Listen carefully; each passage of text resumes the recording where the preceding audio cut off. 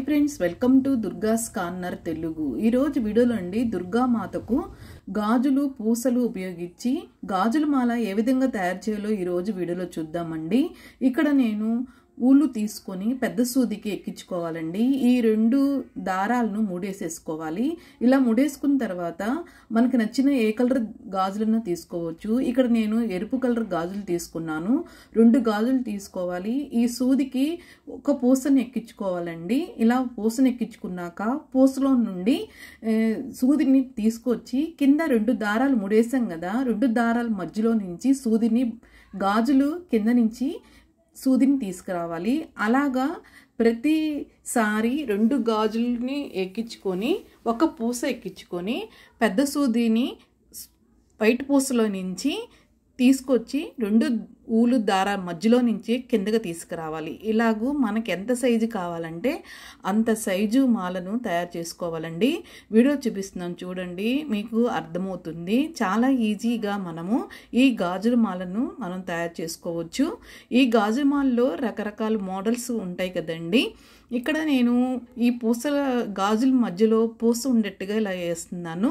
ఇలా చిట్టి గాజులు, పెద్ద గాజులు మనకి పటానికి ఏ సైజు సరిపోతుందో అంత సైజులోను మనము ఇలా గాజుల మాలను తయారు చేసుకోవచ్చు. ఇది తయారు చేయడం చాలా ఈజీ అండి.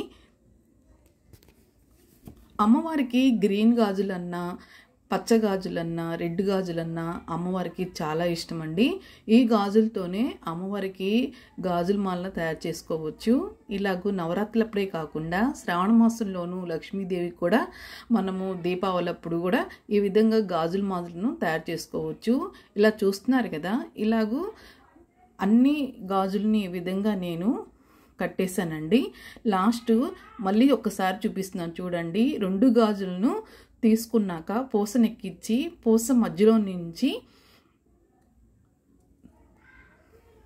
సూదిని తీసుకొచ్చి 2 దారాల మధ్యలో నుంచి ఊలుని బయటికి తీసుకురావాలి. ఇలా అయిపోయిన తర్వాత 2-3 ముళ్ళేసేసుకోవాలండి. అప్పుడు ఊడకుండా ఉంటుంది. ఎంతో ఈజీగా మనము ఇలాగ గాజుల మాలను తయారు చేసుకోవచ్చండి. ఈ మాల అమ్మవారి పటానికి వేసి చూపిస్తాను, ఒక్కసారి చూడండి.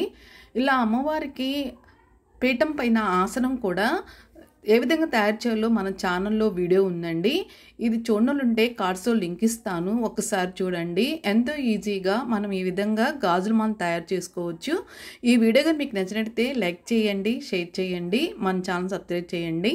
Thank you.